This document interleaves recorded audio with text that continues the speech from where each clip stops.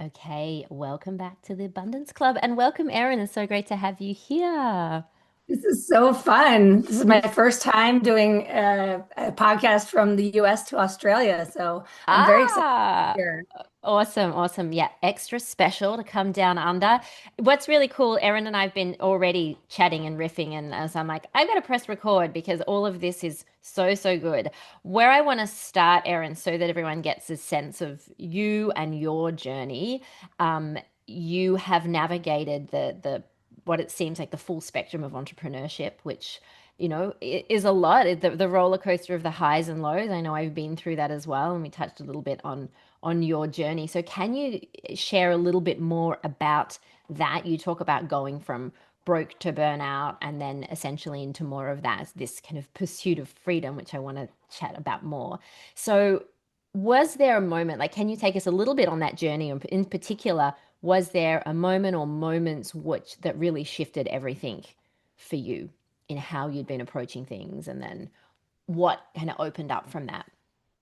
Yeah, for sure. It's been an interesting ride. Not to bore you with too many details, but as the youngest of five kids, my parents were relatively entrepreneurial. And my dad went from being an engineer with a steady job to becoming a self-employed stockbroker, financial advisor when he was in his 20s and had young kids. So he was already a risk taker in that regard. And then there were times of highs and lows as all entrepreneurs experience. And I remember times where my dad would tell me that the electricity had been shut off and that, he was making furniture and selling it. And my mom was making little Christmas ornaments and selling them, making ends meet. So I think I was raised by resourceful Mm. people. And so I think that's always been a part of the DNA, not just of me, but of my siblings. And then I went to college and I kind of followed the plan, got a business degree, as all my siblings did. We grew up on the East Coast in the States outside Philadelphia. So we all went to college on the East Coast, and then all four of my siblings came out of college and got great jobs and went on to build great lives. And as I was graduating, my older sister was having her first child, and I remember having this moment of like, wow, she's been in this corporate world, and then I don't know what's going to happen. I want to have a family someday, but if I do, and if I decide to be a stay-at-home mom as well, then I have this little window to be selfish right now. Mm. Meaning that if I'm gonna commit to some job and then maybe fall in love and then maybe have a family, then I'm gonna be committed to something and someone forever. So I thought I'm not gonna follow that path. And I graduated from college with a great business degree and got a job working for an Outback Steakhouse, which if you know the States, it's like a chain restaurant. And I think probably much to my parents' chagrin, I took a job as a server and started saving money to travel. And then that became the beginning of a few years of adventuring. I kayaked to the coast of Mexico for a month. I went to Barcelona for a month and stayed for 2 years. All kinds of wild adventures during that time. And I got back to the States, and I, at this point, was feeling like possibly unemployable because I had this bug of wanting to be able to travel and be able to fund those travels. And so I started piecemealing jobs together. And in that, I fell into the mortgage business at the age of, gosh, 26 or 27 years old. And I didn't think that I was going to want to be in that industry because it sounded to me to be very corporate. And I didn't think I was going to fit the mold at this point. But someone convinced me because it was a small Latino mortgage company with a couple of friends. And they came to work in jeans and a t-shirt and then went to yoga in the middle of the day. And then they went to their closing and put on their suit and came home with their big check. And I thought, that's the life for me right there, footloose and fancy free. So in 2007, I forego the steady paycheck to go 100% commission and promptly fall flat on my face. I mean, I had no financial safety net, no confidence in sales whatsoever, and no game plan really. And so I started listening to my mentors and doing the things they said to do, and everything just felt really out of alignment for me. I felt like a complete imposter, like wearing the female suit at the big mahogany desk, making the cold calls, and wondering if I'm Mm. really cut out for this. And by the summer of 2008, I was maxed out on tens of thousands of dollars in credit card debt. And I got a referral for a client. And it was the summertime. I had to figure out, I didn't have enough money for gas. So I had to ride my bike 5 miles across town and figure out what to wear to look professional and ride a bike in the heat and not be super sweaty when I got there. So I got there early to let the sweat dry off. And unfortunately, the client did as well. And he introduced himself to me at the counter as my credit card was being declined for a $2 cup of coffee. So I remember just being mortified because that's the card I thought would work. And I didn't want to try another one. So, long story long, he bought my coffee. I lied and said it was my debit card and I was going to have to call the bank. I was just like, oh, that's so weird. And then he bought my coffee and I called my dad for advice. I was like, this is so much harder than I thought, this whole entrepreneurship journey. And he's like, look, do you think you're going to be good at this someday? And I was like, I think so. I think I could be. He's like, just do whatever it takes. So opened another credit card, hired my first coach. And you know, because you're a coach, it's like at the time I probably couldn't afford it, but I couldn't afford not to. You know, Yeah. a lot of people are so afraid to invest in themselves, but it's like I wasn't getting very far by myself. Yeah. So Yeah. I hired the coach and I said, I'm desperate. Tell me what to do and I'll do it. And so for several years, I literally just followed the plan to the T. But there was still something missing. There was still this lack of authenticity because I felt like every action I was taking was stemming from my fear and Mm. my desperation. And then the action plan was like the band-aid for how I was feeling. And as long as I do these things, I'm going to get the leads and get the deals and get the closings and get the money and then do it all over again. And so it wasn't until like 4 years in, I read this book called The Go-Giver. Have you read that? No. It's a must read for anybody, but the go-giver philosophy is that the goal is to give more in value than you hope to receive in payment and to aim to give above and beyond what you get paid to do. And it's kind of the antithesis of the go-getter, which is the role I felt I was playing. And I realized this was my turning point. It was 2011. I read that book and everything shifted. I changed my whole philosophy on how I was showing up in business and in life. And I stopped trying to fit the mold. I stopped trying to shrink and do what everybody else was doing so I could satisfy these feelings of fear and insecurity that I was experiencing. And everything started to unfold from there. You know, the business started to grow. And before long, I was working 24/7, making more than I ever expected, but drowning in it. And I almost quit the business because this is where the idea of pursuing freedom was born. Like, I didn't feel free when Mm. my credit card was being declined. And I didn't feel free when I was pregnant with my second child, literally working 24/7 tethered to my phone. And I thought to myself, if this is what success Mm. looks like or feels like, at least in this industry, maybe I'm not cut out for this. Because the other women I knew that were ahead of me in the game, doing more volume with kids that were a little bit older, all admitted that they worked until 10, 11, 12 o'clock at night. Yeah. Yeah. And I was like, where do I go from here? So I got more coaching. I learned how to implement better systems and support. And then I became obsessed with sharing everything I was learning with anyone that I could serve and support at the time in the real estate space. And I just found I wasn't alone. I wasn't the only person who was struggling with feeling super inauthentic and salesy and self-serving with a lot of the antiquated sales tactics. And I also wasn't the only one who looked like I was doing well on the outside, but I was crumbling on the inside with this overwhelm and burnout. And it just kind of led to this journey of writing the book Pursuing Freedom and then starting a podcast. And that led to coaching. And really, truly, my passion now is that A, life is short. So if you feel out of alignment, if you feel like you're talking yourself into or out of something, Mm. it's usually a nudge from the universe to listen and then to make those bold decisions in spite of what you think you should do or you have to do. Because as a business owner, we are not here to live our lives on should and have to. We're here to make choices around how to design a business that actually fuels the life vision we had when we started Mm. and not make excuses for why we're going to do it our way, which doesn't need to look like anybody else's way. Yeah. And that's what I have found is the hardest work of all, is the unbecoming of overconnected, overcommitted, overwhelmed, stressed, rushed. You know, there's no joy in that. There's no fulfillment in Mm. that. And it Mm. seems that over the last 10 years or so, as I've worked on deconstructing in order to build something that is in alignment, that I actually receive far more in abundance Yeah. when I'm less overwhelmed, overconnected, overcommitted, stressed, and rushing. Like when I'm not striving, the doors just seem to open all around me. And it's hard because it goes against everything we've been programmed to believe. Yeah. So that's the long story in a nutshell. The And long that's the answer. trickiest part, isn't it? Right?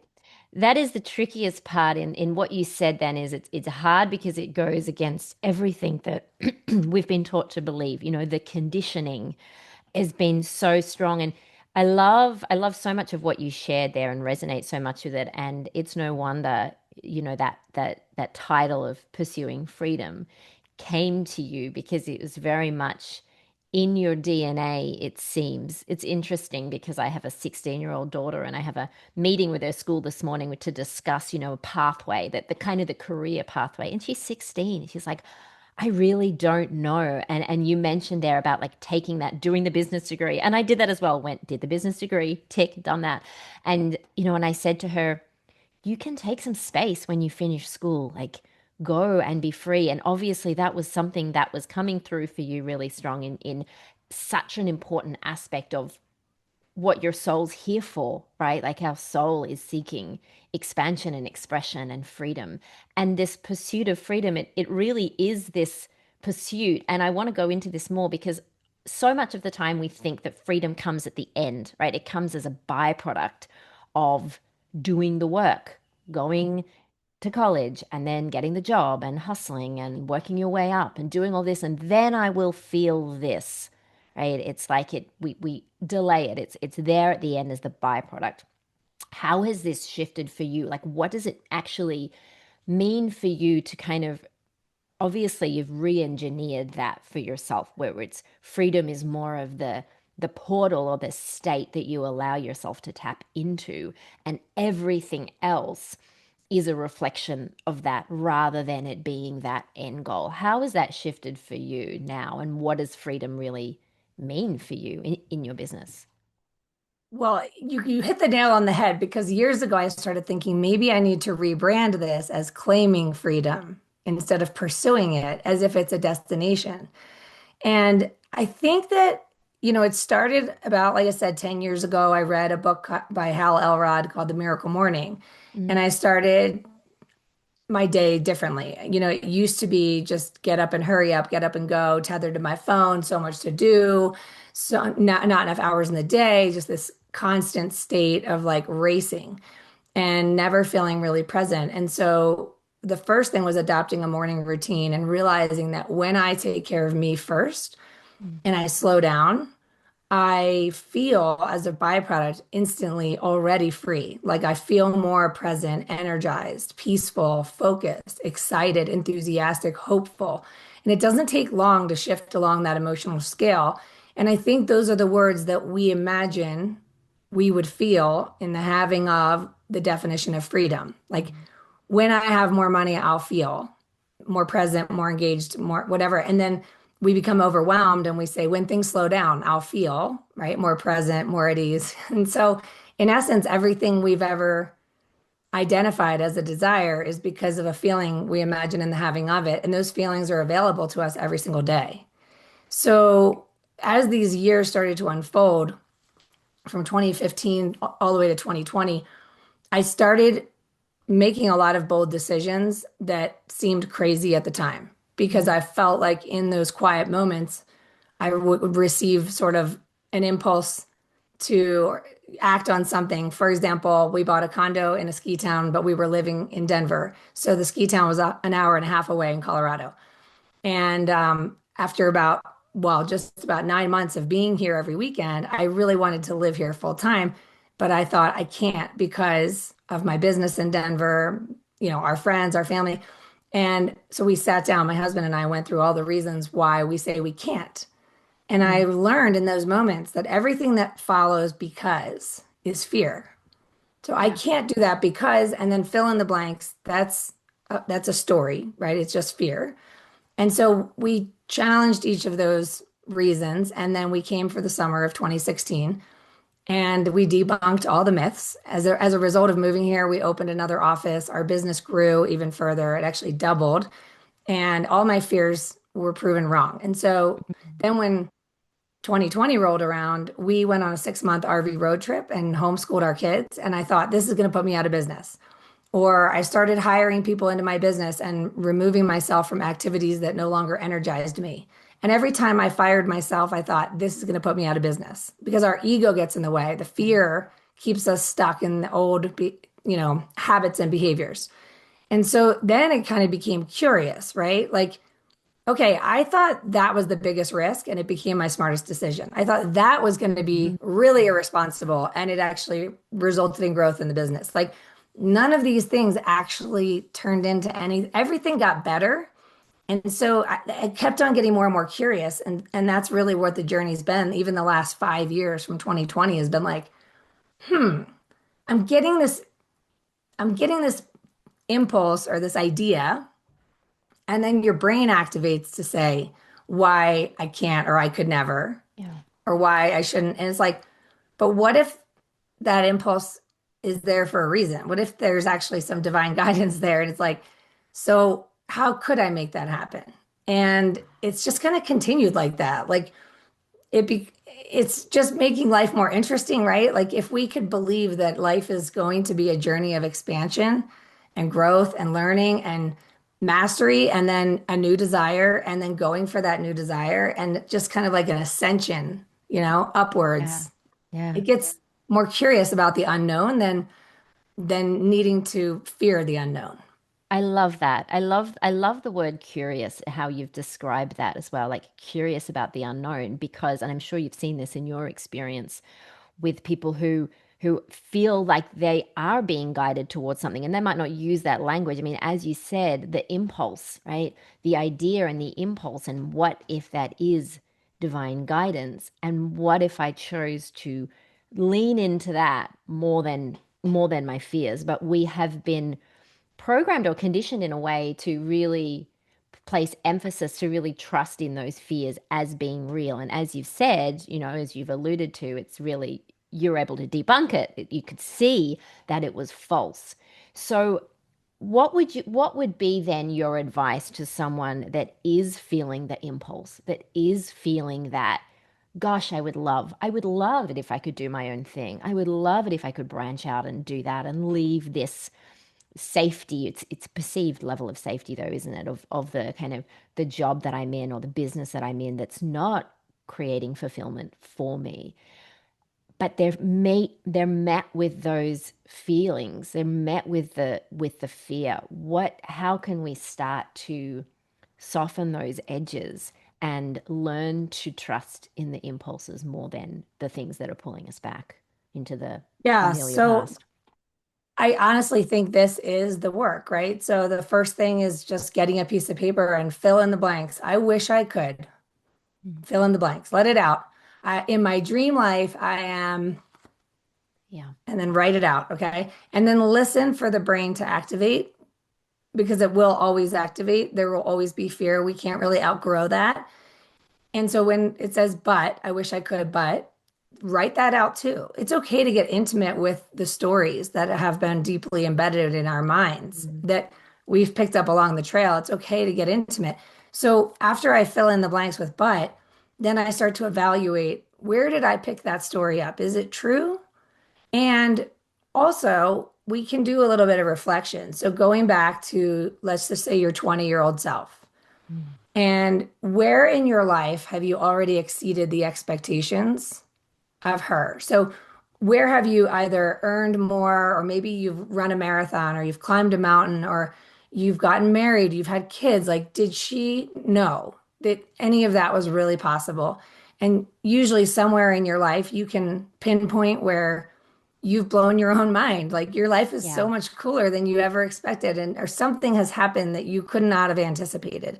So we already have the evidence that we probably have no clue what we're capable of all the time.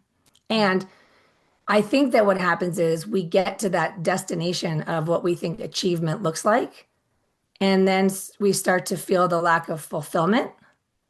And in that moment of questioning, is this really it? Is where we're on the leading edge of where we could be going from here, and that we're not here to stay put. We're not here to be stagnant. And that's, I think, what makes life either become a downward spiral in the second half or an upward adventure. Is are we willing to heed the call?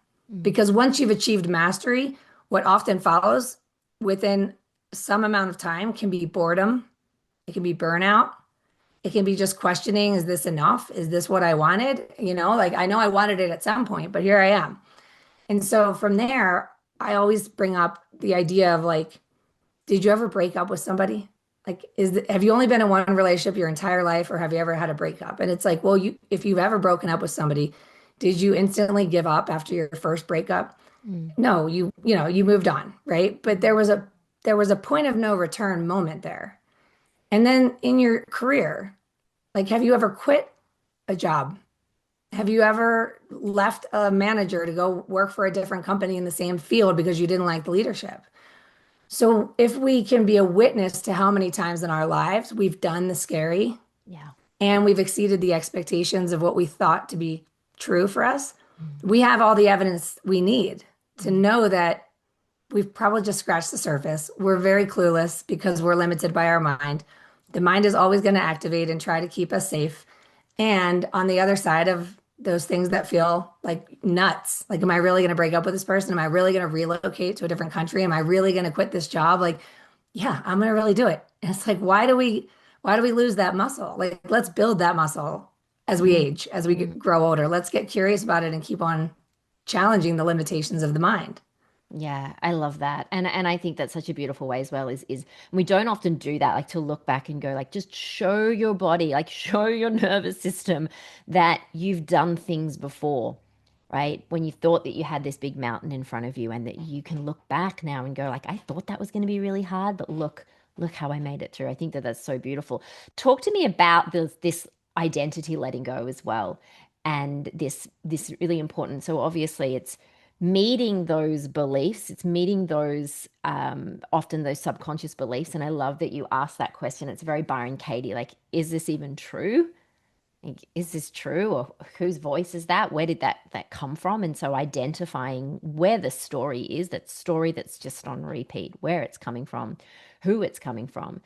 And then let's talk about this important releasing and letting go. And you mentioned a little bit like that breakup, and when we've all been through that breakup before, and there is that grieving period as well, like what we feel like on the other side of that and having to let that go. So how do we support people in navigating through that are taking a leap and that are on the other side of that, of making that decision or making that choice, are feeling that complete loss?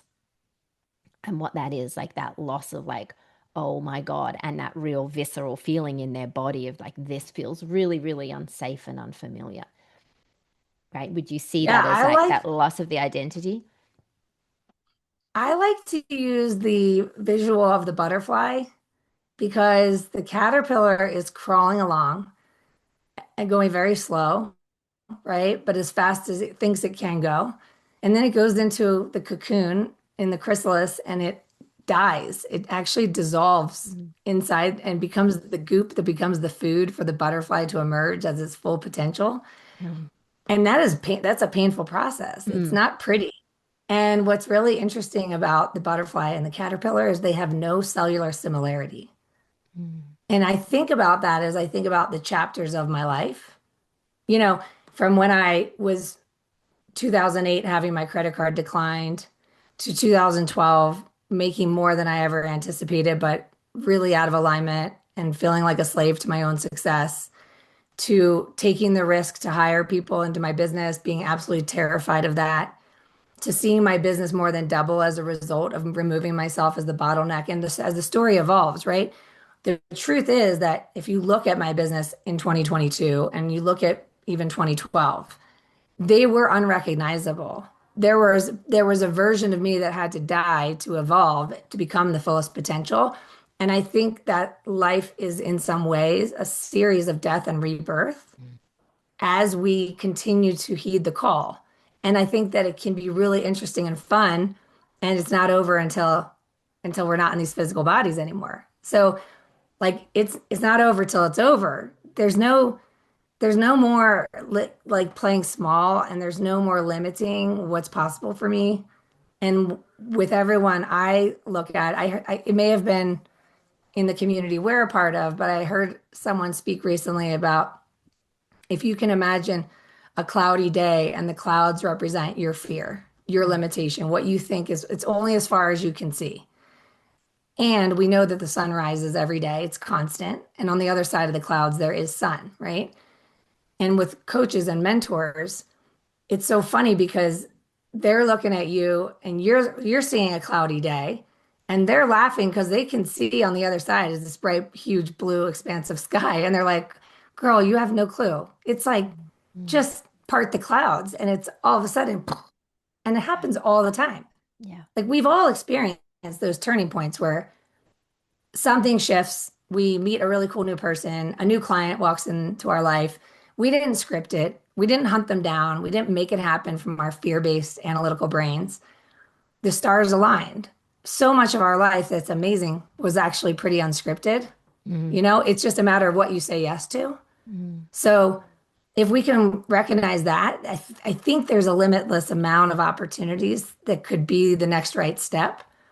But if we're so closed and preoccupied and overwhelmed and stressed and worried and uncertain and we need to have all the dots connected to take the first step, like we just close the valve. And Yeah. so it feels dark and it feels really dark in there, Mm. but it's really truly it can be very light. And I think that the way to arrive at the light is to slow down and do the work within and access it because it's within us.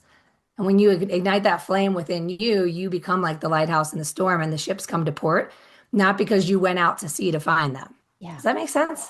Makes so much sense. I love that. And I love that analogy of the sun, like, and we do as coaches, we can see that, that's what a coach is there for. They can see your truth, can see your true essence and your true potential that is like the sun is always there.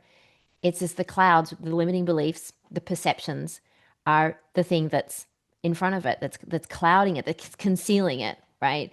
So I think that it's, from what you're saying, like really embracing that process and having I want to say courage to do the inner work, like to go in and do the inner work.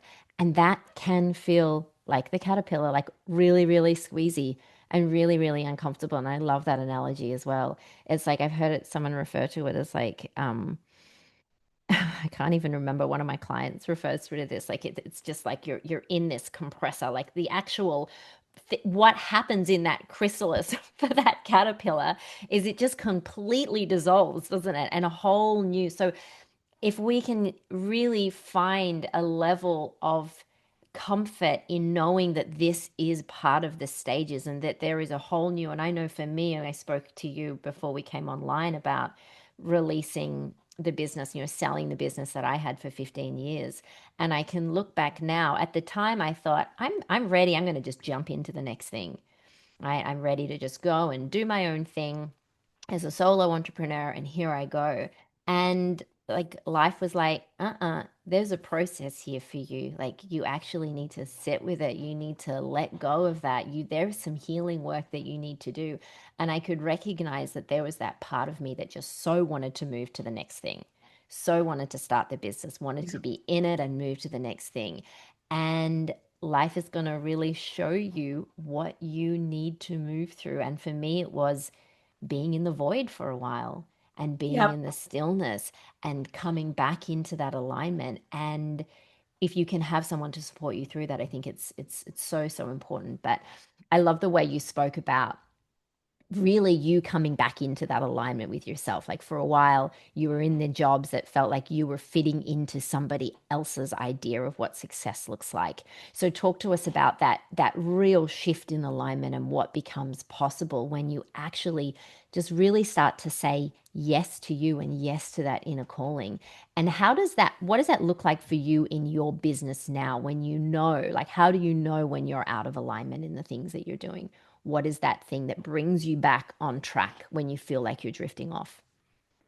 Yeah, well, I want to back up a second because what you talked about when you sold your business is exactly what I went through when I made a huge leap to leave a business that I had been in for 17 years, almost 17 years, and follow this call to make the coaching and speaking and podcasting my full-time focus because prior to that, I was simply doing too much. I kept adding things that felt like a passion project, the speaking and the coaching and the podcast, without subtracting. And in that, I started to feel myself very spread thin and just over connected and over committed and overwhelmed, like I said before.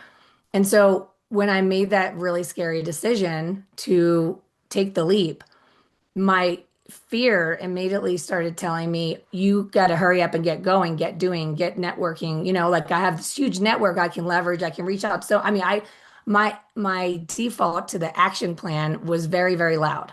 Mm, And I knew that I didn't want to bring that frequency into this business. mm, So I forced a 2 month sabbatical and I did nothing for 2 months. We spent most of the time at the beach at a property that we owned. And I just really worked on releasing that energy of chasing mm. and striving. And within not a lot of time, the phone started ringing and opportunities started to find me. And it was really fascinating. And then in 2023, which was my first full-time year in the business, it turned into a year of a series of tragedies, just one after another. Mm. It was really, really heavy and still is in some ways from the things that we were navigating in that year. And it was tricky because here I was trying to fully launch my new identity as a full-time coach and mentor and meanwhile I was navigating a lot of trauma and Mm. heaviness.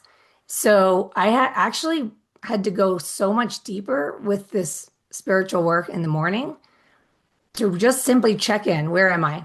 Am I exhausted? Am I anxious? Am I stressed? Am I overwhelmed? And I always tell people if you've ever felt any of those things, you're not special. You're just human, you Mm, know? mm, So if I could just acknowledge where I was at and then doing the work means, doing some kind of guided meditation or listening to someone that speaks to my soul, reading, journaling, a lot of writing, just a lot of getting stuff out of my head and onto yeah, paper and then yeah, and then awakening to what's in my heart.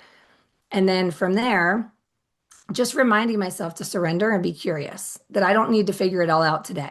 If I'm not feeling super great today, that today's not the day for me to be really profound and write perfect content. Like every yeah, day doesn't have to feel like a grind for me to feel validated. I don't need to validate myself in productivity.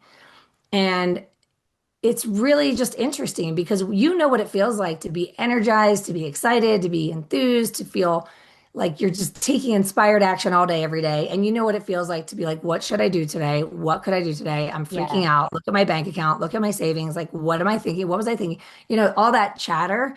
And so it's either I take as much time as possible walking in nature. I live in a ski town, getting on my bike, whatever. Take as much time as possible to get myself calibrated yeah. and then typically, once I'm in a better place energetically and emotionally, I suddenly receive an impulse to check in with somebody, to call someone. Someone pops up on my feed, and I literally act on that thing. And the craziest synchronicities happen. It is, I mean, I could write a book on the amount of synchronicities that came from just taking an inspired action with no agenda, no outcome. I And it love goes this, Erin. This, everything. mm, Yeah, it's like it goes against everything because like my brain wants to figure it all out and come up with a plan today. Like I need to make 10 calls and ask for the referral. And it's like, no, no, no, no. And so it's difficult to even discuss this because I've practiced it long enough to know that this is the path and it's simply two different frequencies to the same destination, which is growth, abundance, financial security. We all want those things. We want to feel safe. We want peace and present moments and connection. We want adventure. We want travel. But we can choose to tread water our whole lives just coming up for a sip of air, or we can find a raft and get on the raft. And it may be fast and scary, but it's so much more fun. And all the unscripted, unexpected relationships and opportunities are right down river around the bend. And like I'm back here clinging onto a branch on the side of the river trying to stay safe because it's terrifying. It's yeah, terrifying either way. yeah. Like it's terrifying to play small and stay put, but it's super scary to keep saying yes when I Yeah. don't always know how. It's like leaping without a parachute. I love that. I had one of the other girls from Kathy's World on who is a nervous system coach, Erin Wallen, and she was talking about a similar thing about like like going the other way, like that rest can be scary. And I love the way that you've described that because this is the sense that I've been having as well. And I know for me too, I can sit down and I can have those days where it is just flowing. The inspiration is coming. It feels effortless. And I can have those other days where the mind part of me is like, sit and do work and be productive.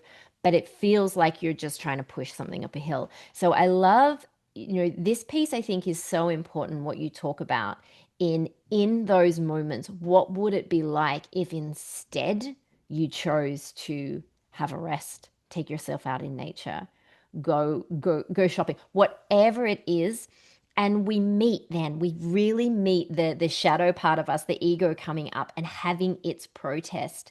And can you hold space for that and continue to honor that impulse rather than get pulled back? And I think I speak to so many different entrepreneurs that find that bit so sticky, and it's really reassuring to hear you say that, is that in those moments when you have done that has been the biggest breakthroughs on the other side of that, right? Yeah, and the work never ends. And with all that, we're never going to escape the cycle with the ego mind and the fear and all the things, especially if we're continuing to say yes to expansion, because it always means we're on the leading edge of unfamiliar territory. We're Yeah. going somewhere we've never been before, and that feels scary. And so letting fear come along for the ride is part of it. And one of the things that shifted for me years ago was in my schedule. I realized that I had been programmed since I was in preschool and 3 years old to get up and hurry up, get up and go. We got to hurry, we got to go, got to go, Yeah. got to go. And so, first thing in the morning felt stressful and frantic. Mm. And so one of the changes that I made in my own schedule was to stop scheduling myself on Mondays at all. No, no appointments unless it feels really aligned. So I can give myself the grace on a Monday to allow myself to sort of unfold into the fullest potential, brightest light, most energized, focused, and enthusiastic version of me so that when I show up and engage with the world, I've prepared myself to do so. And then the rest of the week, I don't take any appointments before 10 a.m. unless by exception. Yeah. That gives me from 5 hours. I mean, from when I wake up around 5 or 6, I've got hours of time to recognize and identify where am I on the emotional energetic scale and what does my soul need today. And then whatever I produce, whether it's outbound calls, sales strategy, marketing, team meetings, coaching calls, whatever, like I literally am coming with the highest, most unfiltered frequency I've got. And it becomes a magnet, in my opinion. And to your point earlier, you asked, have I ever found myself out of alignment?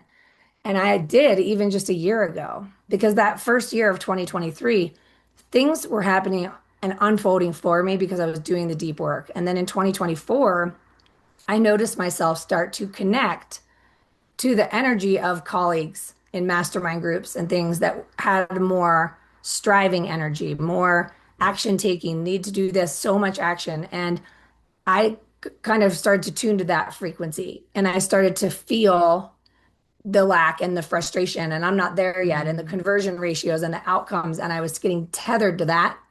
And then I found the community we're both a part of with Kathy Heller, and she was like, "I'm allergic to striving. Yeah. I don't do this webinar here with this outcome. Like I don't want to measure the outcome. I'm just going to project that unfiltered energy and this love and be a magnet for people that are matched to that frequency, right?" And it spoke straight to me. So I started to shift this and I really tune into that and Yeah. recognize where I had been disconnected.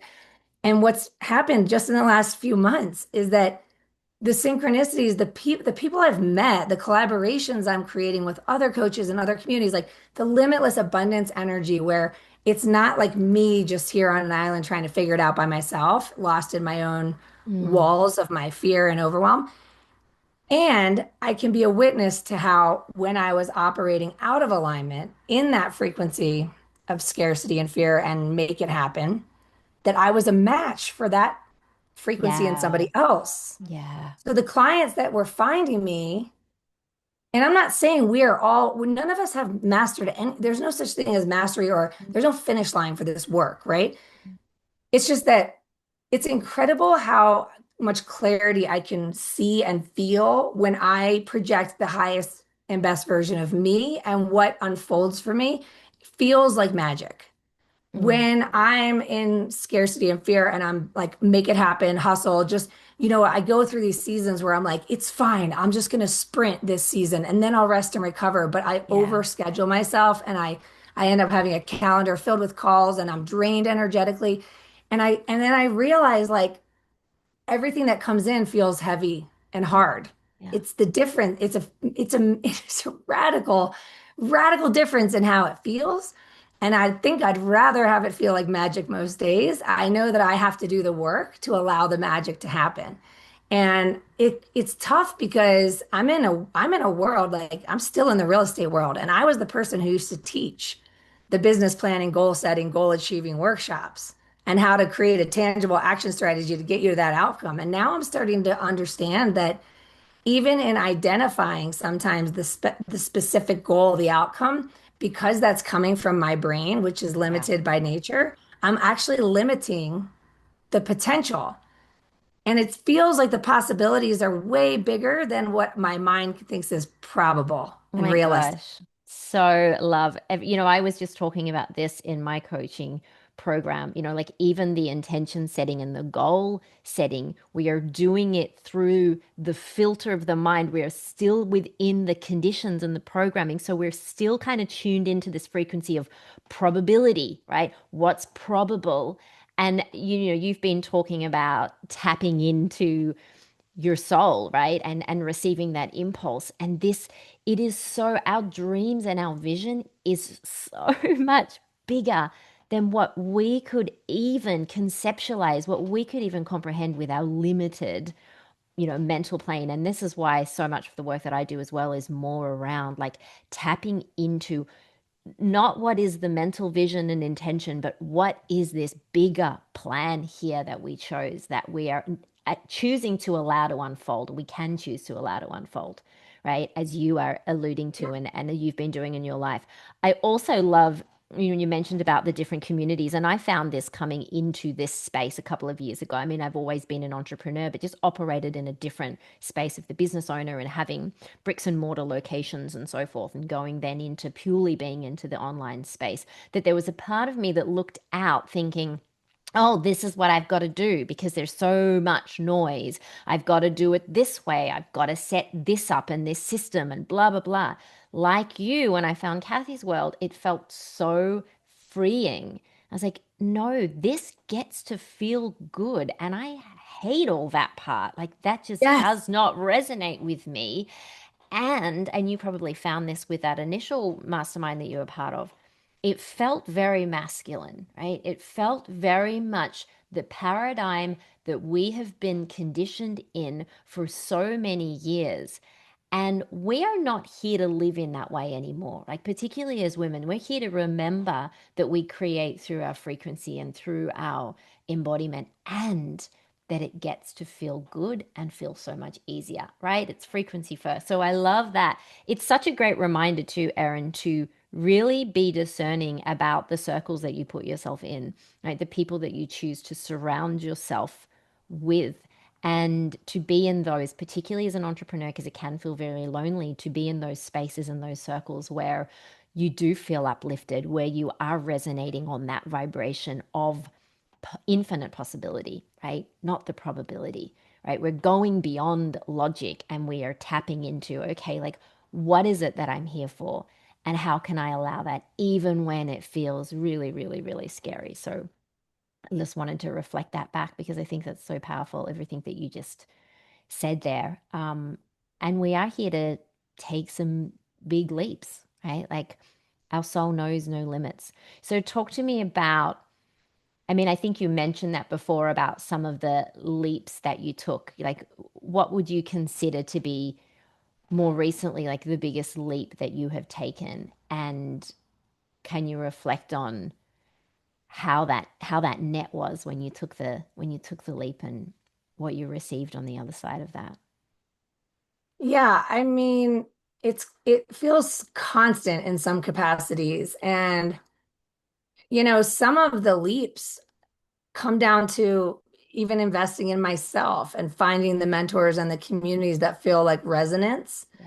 And that can be scary, but it's also what I teach is like, let's not try to be a slave to our success and to our business and try to force ourselves to do things and learn things that aren't our zone of genius. And so Mm. I think one of the leaps just on the heels of making the big leap to dive full time into this arena and leave the identity of mortgage professional behind was to immediately invest in support in my business so that I don't need to be the person who's reading the book on how to build the technology and how to create the container and how to do perfect reels on social media. Like none of that interests me.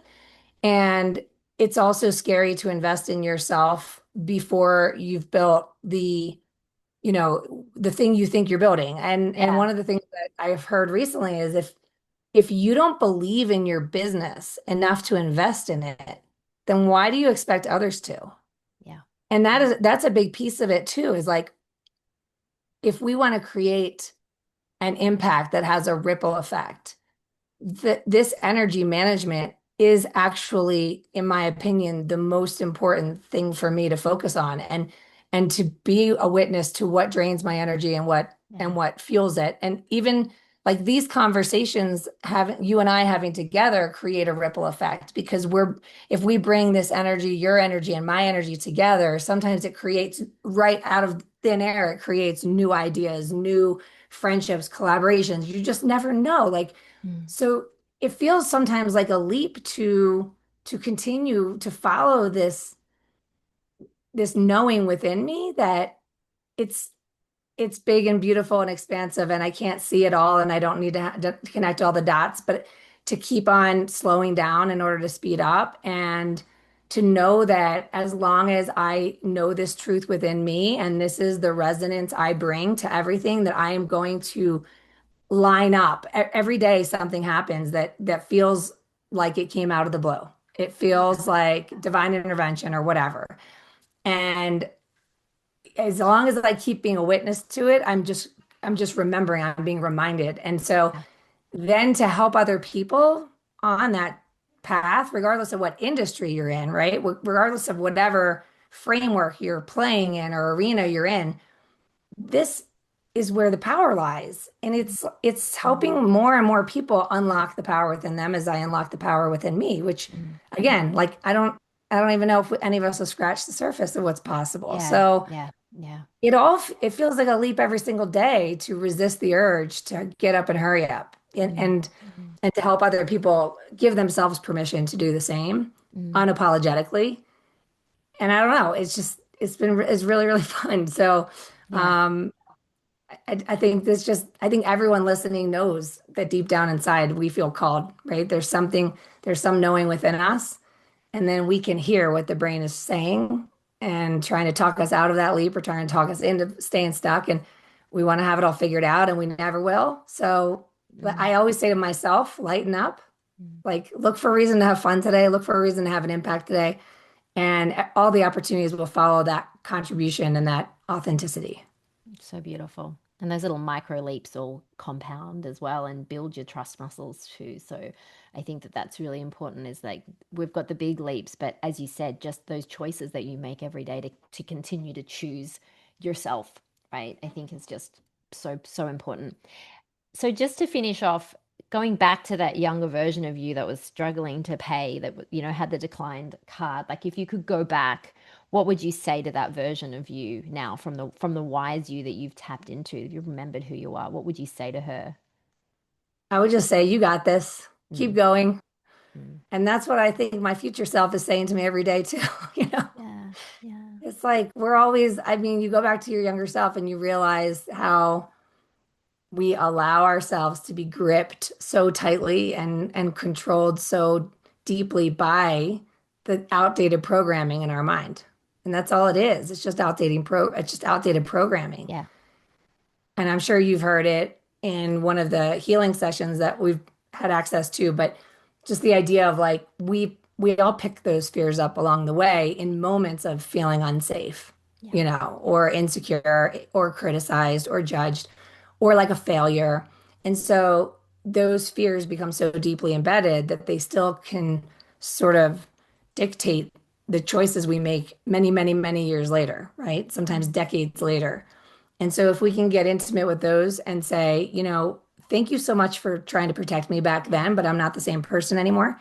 And that's so empowering to Yeah. to recognize that we've just got some stuff, all of us do. And to your point earlier, like if we tune to the frequency by comparing ourselves to somebody else and what they're doing to achieve the outcomes they desire or the way that they operate in their business, we don't know what their deep-rooted programming is that's creating their pattern of behavior. Mm. And so to seek approval or to compare myself with them would be silly because my guidance system knows. Yeah.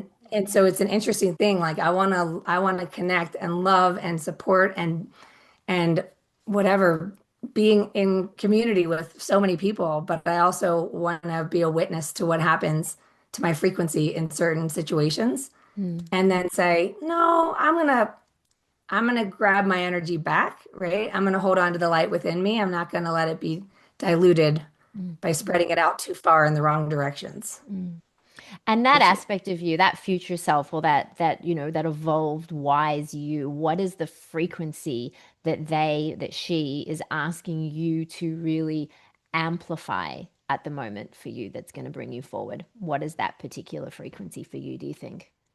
just vibrant energy and light and lighten up and have fun. And I posted something on my Instagram yesterday that my daughter's 12. She really wanted to go to this show that was touring the country, and it's like Disney's Descendants and the Oh zombie yeah. series.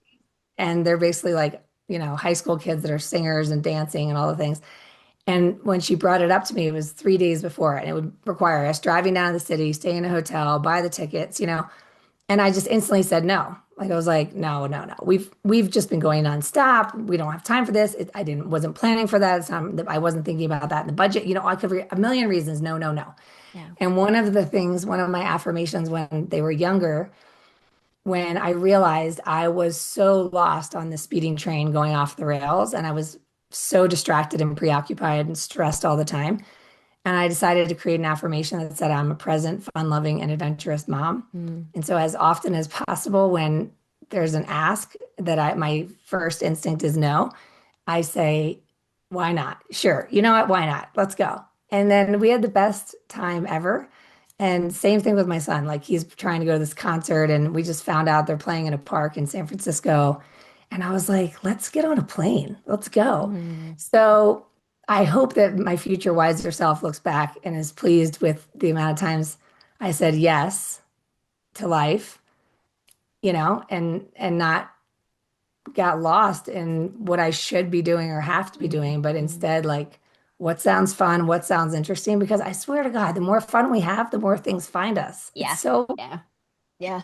true. And it's really interesting, I like to ask that question because quite often, if we're coming from that mental plane, it's always going to be a different response to when we really tap into what is true in our soul and the soul is guiding us, and often what that frequency is in truth is joy, fun, pleasure, lightness, right? Like, because these are the inherent qualities of our soul. This is who we are when we strip everything else back, right? We are that vibration of joy. And so I love that when we come back to that and we, clear away all of the layers and the cloaks that have been clouding that true essence of who we are, that's what we remember. It's like, oh yeah, like have fun, right?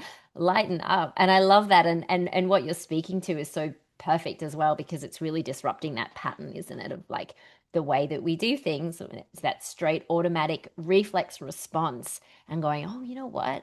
What would she choose here? Like my future self, yeah, she is playful, she is joyful, she does take risks, she is likes to be spontaneous, and I love when you can remind yourself of that and then choose another way, and that takes you onto a whole new trajectory and timeline. So I think that's such a great reminder for all of us as mums. For me too, my daughter loves going to concerts, and I said to her the other day, is this like the third concert for you this year? And she's like, yeah. I'm like, okay, yeah, wow. I can remember that. Love it. I love it. So good. I have loved this conversation, Erin. You have so much to share, and I really like, we can hear all these things, but when it comes through in a way that just really, really resonates, and I feel like my listeners of the Abundance Club are going to take a lot away from this. So thank you so much. Let us know like how people can connect with you, your podcast, the work that you do. What's the best way for people to find you and reach out to you? Sure. So everything is Pursuing Freedom, and that's the name of the podcast, the book, the website. I'm on Instagram at Pursuing Freedom Official, and it's me answering the DMs. I love connecting with people. I love always saying on my show as well as like we're here having this conversation, and hopefully somebody out there is listening. And if there's any kind of aha or takeaway, then send a message to Amy or send a message to me because sometimes it just feels like we're just two friends having a conversation going out into the Yeah. ether. Yeah, yeah. I I always love say it's this like stuff. it's going out into the darkness and you never quite know. So when you do hear back from people, it's like, oh, that's right, right? Yeah. Yeah, Yes. And I just, yeah, I love hearing from people, and I love how the world continues to shrink and how we continue to find one another. And it's just a beautiful thing to see this ripple effect unfold. yeah. And it's just proof of the magic, isn't it? Like, really, this is magic that you and I can sit here on complete opposite sides of the world and we can connect like this instantaneous and we can press a button and this conversation is going to be shared all around the world and touch people's hearts. And that's just, it's such a gift to facilitate this kind of transmission and to be able to connect with women like you and for you to share your incredible inherent wisdom and your lived experience. So thank you so much for that opportunity today, Erin. It's really lovely to connect. Thank you so much for having me, Amy.